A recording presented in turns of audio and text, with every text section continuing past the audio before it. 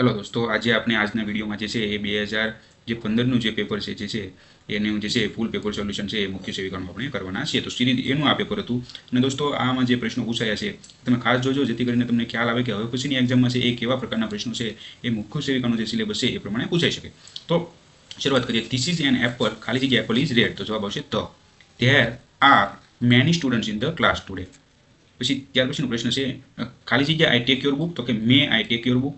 Sonal likes everything except study. સોનલને ભણવા સિવાય છે એ બધું જ ગમે છે. He was playing chess when you come. તો દોસ્તો ઘણીવાર તમે જોશો કે આ બધા વેનના એના બધા તમે રૂલ્સ જોશો તો તમને ખ્યાલ આવશે કે જ્યારે વેનનો યુઝ થાય ત્યારે જે છે એ એની પછીના પહેલામાં જે છે એ જે છે ક્રિયાપદ કઈ ટાઈપમાં હોય, એની આગળનું વાક્ય હોય એનું ક્રિયાપદ કઈ રીતે હોય, એના બધા રૂલ્સ છે. તો અત્યારે આપણે ખાલી જવાબ જોઈએ છે. તો જવાબ આવશે એ. Change the degree. Raj is tall as Riya. તો જવાબ આવશે Riya is not taller than Raj. Eager means તો શું થશે? keen. We shall go to Abu in the vacation. Sona may either sing or dance. જવાબ આવશે or. Keval finished his homework last week. Jim Corbett was a great English writer. This is my house. જવાબમાં શું છે? my house. Run our class teacher is coming now. તો દોડો, આપણા class teacher જે છે એ આવી રહ્યા છે. Change the voice. He played a cricket. તો એનું તમે જે છે એ વોઇસ ચેન્જ કરશો એટલે જવાબ આવશે ડી. ત્યારબાદ Akbar who was with Tansen was dressed not as an emperor. ત્યાર પછીનો પ્રશ્ન હતો he is poor but he is no honest. તે ગરીબ છે પરંતુ શું છે? પ્રામાણિક છે. Raj can speak English. તો કે રાજ જે છે એ ઇંગ્લિશ બોલી શકે છે. તો કંઈક કરી શકે છે, થઈ શકે છે, હું કરી શકું છું એવું દર્શાવવાનું હોય ત્યારે શું ઉપયોગ થાય? કેનનો ઉપયોગ છે એ થાય છે. પિયુના leaves at Pal in Surat. Talk with cry means શું થશે? સોબિંગ. લાસ્ટ વીક અ ઝુલા hunter set under tree. Gujarati ભાષાના કૃતિનિષ્ઠ વિવેચનનો પાયો નાખનાર વિવેચક કોણ છે? તો કે નવલરામ. ભદ્રમ હાસ્ય નવલકથાના લેખક કોણ છે? તો કે રામણભાઈ નીલકંઠ. ત્યાર પછીનો પ્રશ્ન છે વીરમતી નાટકના લેખકનું નામ સૂચવો. તો જવાબ આવશે નવલરામ. ગુજરાતી સાહિત્યની પહેલી કલાત્મક ટૂંકી વાર્તા કઈ છે? તો કે ગોવાલણી. શબ્દાર્થો સહિતો કાવ્યમ. કાવ્યની વ્યાખ્યા કોણે આપી છે? તો કે પામહે. વાક્યો, વાક્યખંડો અને પદોને જોડવાનું કામ કરનાર પદો કઈ સંજ્ઞાથી ઓળખાય છે? તો કે સંયોજકોથી. રવિન્દ્રનાથ કૃત ગીતાંજલિનો ગુજરાતી અનુવાદ કોણે કર્યો હતો? તો કે નગીનદાસ પારેખે છે એ કર્યો હતો. વાસુકી ઉપનામથી ટૂંકી વાર્તાઓ લખનાર સર્જકનું નામ જણાવો. તો ઉમાશંકર જોશી. ગુજરાતી સાહિત્ય અકાદમીનું સામયિક નીચેનામાંથી કયું છે? તો કે શબ્દસૃષ્ટિ. તો દોસ્તો આમાં હું તમને જણાવી દઉં. ગુજરાત સાહિત્ય અકાદમીનું સામયિક કહેવામાં આવે. ગુજરાત સાહિત્ય અકાદમીમાંથી કયું સામયિક જે છે એ રિલીઝ થાય છે તેમાં શબ્દસૃષ્ટિ આવશે. પરંતુ ગુજરાત સાહિત્ય જો પરિષદ આવે ને, ગુજરાત સાહિત્ય પરિષદ આવે તો પ ઉપરથી તમારે યાદ રાખવાનું છે પરબ. શું યાદ રાખવાનું છે? પરબ. કેમ કે ગુજરાત સાહિત્ય અકાદમીમાંથી જે છે એ શબ્દ સૃષ્ટિ રિલીઝ થાય છે, પરંતુ પરિષદમાંથી જે છે એ શું રિલીઝ થાય છે?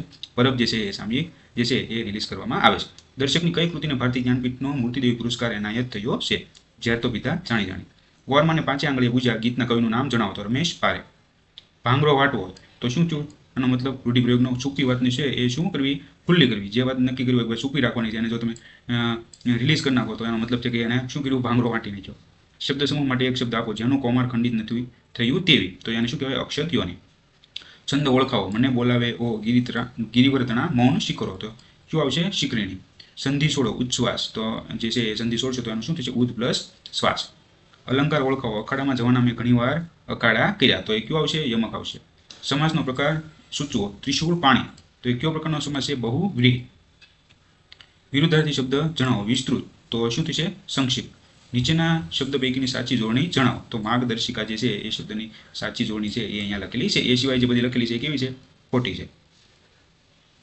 જળકમળ સાંડી જહાને બાળા સ્વામી અમારો જાગશે કાવ્ય કયા કવિનું છે? તો કે નરસિંહ. 23 એપ્રિલ 2015ના રોજ કયા દિવસની ઉજવણી કરવામાં આવી હતી? તો કે વિશ્વ પુસ્તક દિન. તો દોસ્તો આ જે છે એ કરંટનો પ્રશ્ન છે, તો અત્યારે નહીં લાગુ પડે આપણે, પણ આવા પ્રશ્નો પૂછાય છે એ આપણે જોવાનું છે. હાલ ભારતની લોકસભાના સ્પીકર તરીકે કોણ છે? તો કે સુમિત્રા મહાજન. તો એ પણ જે છે એ કરંટનો પ્રશ્ન છે. રાષ્ટ્રગીત જ્યારે બેન્ડ પર વગાડવામાં આવે ત્યારે તેનો સમય કેટલો હોવો જોઈએ? તો કે 52 સેકન્ડ. લશ્કરની ત્રણેય સેના કયા ખાતા નીચે કામ કરે છે? તો કે સંરક્ષણ ખાતાની નીચે છે એ કામ કરે છે. સૂર્યમંડળનો સૌથી મોટો ગ્રહ કયો છે? ગુરુ છે. નીચેનામાંથી શાનો ઉપયોગ દિવાસળીની બનાવટમાં થાય છે? તો કે ફોસ્ફરસનો જે ઉપયોગ છે એ આગળ જે છે એ દિવાસળીની બનાવટમાં થાય છે. દિવાસળીની જે આગળનું પેલું જે હોય છે એનાથી આપણે દિવાસળી સળગે છે, એમાં જે છે એ શું વપરાય છે? ફોસ્ફરસ વપરાય છે. પેપ્સિકોના ચેરપર્સન અને સીઓ ઓળખી બતાવો. તો ઇન્દિરા નૂઈ. પર્વતારોહણ ક્ષેત્રે સંકળાયેલા મહિલા કોણ છે? તો કે નંદિની પંડ્યા. નીચેનામાંથી કઈ કૃતિ ચંદ્રવદન મહેતાની નથી? તો કે ઉદ્ધવલોક જે છે એ ચંદ્રવદન મહેતાની નથી. એ સિવાયની બધી છે એ ચંદ્રવદન મહેતાની છે. શ્રી મહાવીર જૈન આરાધના કેન્દ્ર છે એ ક્યાં આવેલું છે? તો કે કોબામાં. કોબા ક્યાં આવેલું છે? તો કે ગાંધીનગરમાં. આઈસીસી ક્રિકેટનું સર્વોચ્ચ સંસ્થાનું મુખ્યાલય ક્યાં આવેલું છે? તો કે દુબઈમાં. કબડ્ડીની પ્રત્યેક ટીમમાં ખેલાડીઓની સંખ્યા કેટલી હોય છે? તો કે 7. નેશનલ સ્ટોક એક્સચેન્જ એનએસસી જે છે એ ક્યાં આવેલું છે? તો કે મુંબઈમાં આવેલું છે. 7મી પંચવર્ષીય યોજનામાં કોને પ્રાધાન્ય આપવામાં આવ્યું હતું? કે રોજગારીને. દોસ્તો આ બહુ પ્રશ્ન પૂછાય છે, ખાસ યાદ રાખજો. 7મી પંચવર્ષીય યોજનામાં કોને પ્રાધાન્ય અપાયું હતું? તો કે રોજગારીને જે છે એ પ્રાધાન્ય અપાયું હતું. હિન્દ છોડો નામથી ઓળખાતો ઠરાવ કઈ રાત્રિએ પસાર કરવામાં આવ્યો હતો? તો કે 8મી ઓગસ્ટ 1942. હરિજન સેવક સંઘની સ્થાપના જે છે એ ક્યારે કરવામાં આવી? તો કે ઈસવીસન 1932માં. પૂર્ણ સ્વરાજનો ઠરાવ કયા અધિવેશનમાં પસાર કરવામાં આવ્યો હતો? તો કે લાહોર અધિવેશન. જહાંગીરે કયા અંગ્રેજ પ્રતિનિધિને વેપાર કરવાની પરવાનગી આપી હતી? Sir Thomas row. ચંદ્રગુપ્તના સૌરાષ્ટ્રના સુબાએ જૂનાગઢની આસપાસના પ્રદેશમાં કયું તળાવ બંધાવ્યું હતું? તો કે સુદર્શન તળાવ બંધાવ્યું હતું. સિંધુ સંસ્કૃતિ કઈ નદીના કિનારે જે છે એ વિસ્તરેલી હતી? તો કે સિંધુ નદીના કિનારે વિસ્તરેલી હતી, એટલા માટે તેનું નામ શું પડ્યું? સિંધુ સંસ્કૃતિ પડ્યું. બક્સરનું યુદ્ધ કયા વર્ષે થયું હતું? તો કે ઈસવીસન 1764માં. ગુજરાતની ઉત્તર દક્ષિણ લંબાઈ અને પૂર્વ પશ્ચિમ લંબાઈ વચ્ચે કેટલો તફાવત છે? તો કે 90 કિલોમીટરનો તફાવત છે. મધ્ય ગુજરાતમાં આવેલા જિલ્લાઓની સંખ્યા કેટલી છે? 8. એશિયા ખંડમાં ભારતનું સ્થાન ક્યાં આવેલું છે? તો કે દક્ષિણ ભાગમાં. ભારતની કઈ નદી પશ્ચિમ તરફ વહે છે? તો કે નર્મદા જે છે એ પશ્ચિમ તરફ વહે છે. સંકલિત બાળ વિકાસ યોજનાની શરૂઆત ક્યારે થઈ? તો કે તારીખ 2/10/1975ના રોજ. સંકલિત બાળ વિકાસ યોજનાની શરૂઆત કયા ગામથી થઈ હતી? તો કે તેજગઢથી થઈ હતી. અને સર્વપ્રથમ ક્યારે થઈ હતી? 2/10/1975માં. સંકલિત બાળ વિકાસ યોજનાનું પ્રતીક કયું છે? તો કે સૂર્ય. તો દોસ્તો તમે જોઈ શકો છો સંકલિત બાળ વિકાસના કેટલા પ્રશ્નો છે એ પૂછાણા? 3 પ્રશ્નો પૂછાણા. તો આ બધી જે મુખ્ય સેવિકાની એક્ઝામમાં ખાસ તમારે જે આ પ્રકારની યોજનાઓ છે એમાં ખાસ જે છે એના પોઈન્ટમાં તમારે ધ્યાન દેવું પડશે કે આનું પ્રતીક શું છે. તો એમાં જો સૂર્ય છે એ પ્રતીક છે. પછી વૃદ્ધિ એ કેટલા વર્ષ સુધી સીમિત પ્રક્રિયા છે? તો કે 18 વર્ષ સુધી સીમિત પ્રક્રિયા છે. વિકાસના સીમાચિહ્નો જે તે સમય કરતાં 2-3 મહિના મોડા દેખાવા તેને કયો વિકાસ થયો કહેવાય? તો કે વિલંબિત વિકાસ થયો કહેવાય. બાળ વિકાસની અવસ્થાઓ કેટલી છે? તો કે 4. શૈશવાવસ્થા ક્યાં સુધી ગણવામાં આવે છે? તો કે જન્મથી 2 વર્ષ સુધી છે એ શૈશવાવસ્થા છે એ બાળકની ગણાય છે. સંકલિત બાળ વિકાસ યોજનાનો જિલ્લા કક્ષાએ વહીવટ કોણ કરે છે? તો કે પ્રોગ્રામ ઓફિસર શ્રી. જો પાછો ચોથો પ્રશ્ન એવો સંકલિત બાળ વિકાસ યોજનાનો કે વહીવટ જિલ્લા કક્ષાએ કોણ કરે છે? તો પ્રોગ્રામ ઓફિસર. આઈસીડીએસ સેવાઓના પૂરક પોષણનો લાભ વર્ષના કેટલા દિવસે અપાય છે? તો 300 દિવસે. બાળકોના સમગ્ર વૃદ્ધિ અને વિકાસનો આધાર કોણ છે? તો કે માતા. આંગણવાડી કાર્યકરની વિવિધ કાર્યોમાં નિયમિત રીતે કોણ મદદરૂપ થાય છે? તો કે મદદનીશ. તો મદદનીશ એટલે આંગણવાડી હેલ્પર. હેલ્પરની વાત કરી છે અને એને મદદનીશ પણ કહેવાય છે, અથવા તો એને જે છે એ તેડાગર બહેનો પણ કહેવામાં આવે છે. તો કોઈ પણ પ્રશ્ન લખ્યું હોય અહીંયા તમારે કન્ફ્યુઝ નથી થવાનું. મદદનીશ લખ્યું હોય, હેલ્પર લખ્યું હોય કે તેડાગર, એ બધું એક જ છે. પૂર્વ પ્રાથમિક શિક્ષણ કઈ ઉંમરના બાળકોને આપવામાં આવે છે? તો કે 3 થી 6 વર્ષ. તીવ્ર કુપોષણથી પીડાતા બાળકોનું જાતે જ વજન કરી આવા બાળકોને તંદુરસ્ત બનાવવા માટે આંગણવાડી કાર્યકરને કોણ જરૂરી માર્ગદર્શન આપે છે? તો કે મુખ્ય સેવિકા. પોતાના ઘટકની આંગણવાડીની અવારનવાર મુલાકાત લઈ સ્ટાફ મીટિંગ કોણ બોલાવે છે? તો કે સીડીપીઓ. પોતાના ઘટકની આંગણવાડીને લગતા તમામ કન્ટીજન્સી કર મેળવીને તેની વહેંચણી કોણ કરે છે? તો કે સીડીપીઓ. તો આ સીડીપીઓના જે કાર્યો છે એ પણ તમારે જે છે એ ખાસ જોઈ લેવાના છે, કેમ કે જો તમે અહીંયા જોશો એ મુખ્ય સેવિકા પછીની જે પોસ્ટ છે એ સીડીપીઓની છે. તો સીડીપીઓના પ્રશ્નો પણ જે છે જો તમે અહીંયા ઘણા પૂછાયેલા છે. મહિલા મંડળો સ્થાપવાની કામગીરી કોણ કરે છે? તો કે મુખ્ય સેવિકા. તો મુખ્ય સેવિકાનું કાર્ય હોય છે કે મહિલા મંડળો સ્થાપવા. સગર્ભા અને ધાત્રી માતાઓને લોહ તત્વની ગોળીઓ વહેંચશે તેમજ નાના બાળકોને સમયસર વિટામિન એનું દ્રાવણ કોણ આપશે? તો કે તબીબી અધિકારી. તો આમાં પાછું એવું નથી લખી નાખવાનું કે મુખ્ય સેવિકા, કેમ કે મુખ્ય સેવિકાનું પેપર હશે એટલે કદાચ આપને એમ થાય કે આ જવાબ આવતો છે, પણ એવું નથી. જે આંગણવાડી હોય છે એની અંદર તબીબી અધિકારી અને આરોગ્ય વિભાગનો સ્ટાફ પણ જે છે એ અમુક જે છે એ કાર્યોમાં મદદરૂપ થવા માટે ત્યાં એની મુલાકાત લેતા હોય છે. તો સગર્ભા અને ધાત્રી માતાઓને લોહ તત્વની ગોળીઓ તેમજ નાના બાળકોને સમયસર વિટામિન એનું દ્રાવણ જે છે એ તબીબી અધિકારી દ્વારા અપાય છે. સંકલિત બાળ વિકાસ યોજના માટે ફાળવવામાં આવેલ દવાઓનો જથ્થો કોણ પહોંચાડે છે? તો કે જિલ્લા આરોગ્ય અધિકારી. તો આ દોસ્તો જો સંકલિત બાળ વિકાસ યોજનાનો છે એ આ લગભગ 5મો પ્રશ્ન જે છે એ અહીંયા પૂછાયો છે. ગામની દાયણોને તાલીમની વ્યવસ્થા કોણ કરે છે? તો કે તબીબી અધિકારી. કોઈ વિચાર, માહિતી, જ્ઞાન કે અનુભવોને એક વ્યક્તિથી બીજા વ્યક્તિ સુધી અસરકારક રીતે પહોંચાડવાને શું કહે છે? તો કે સંદેશાવ્યવહાર. નીચેનામાંથી કયું સંદેશાવ્યવહારનું માધ્યમ નથી? તો વાસણ છે એ સંદેશાવ્યવહારનું માધ્યમ નથી. વાસણથી કંઈ આપણે એકબીજા સાથે છે એ સંદેશાનું જે છે એ વહન કરી શકીએ નહીં. સામયિક જે છે, મોબાઈલ છે, શેરી નાટક છે, એ બધા સંદેશાવ્યવહારના માધ્યમ છે. સંદેશાવ્યવહારના મુખ્યત્વે કેટલા પ્રકાર છે? તો કે 2 પ્રકાર છે. જે સંદેશાવ્યવહાર હાવભાવ, ઇશારા, પહેરવેશ અને સ્પર્શ દ્વારા થાય તેને કેવો સંદેશાવ્યવહાર કહેવાય? તો કે અશાબ્દિક. કેમ કે એમાં શબ્દોનો જે છે એ ઉપયોગ થતો નથી, માત્ર શરીરના હાવભાવ અને શબ્દો વગર જે છે એ સંદેશાવ્યવહાર કરવામાં આવે છે, એટલા માટે એ કેવો કહેવાય છે? અશાબ્દિક કહેવાય છે. સંદેશાવ્યવહારની પદ્ધતિઓમાં વ્યક્તિ સાથે વપરાતી પદ્ધતિઓમાં નીચેનામાંથી કઈ પદ્ધતિ નથી? તો કે વ્યાખ્યાન.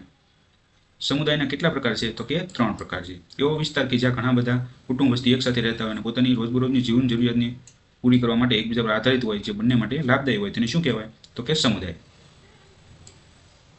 આંગણવાડીનું મકાન પૂરું પાડવાનું કામ નીચેનામાંથી કયા સમુદાયના સભ્યો કરે છે? તો કે ગ્રામ પંચાયતના જે છે એ સભ્યો છે એ કરે છે.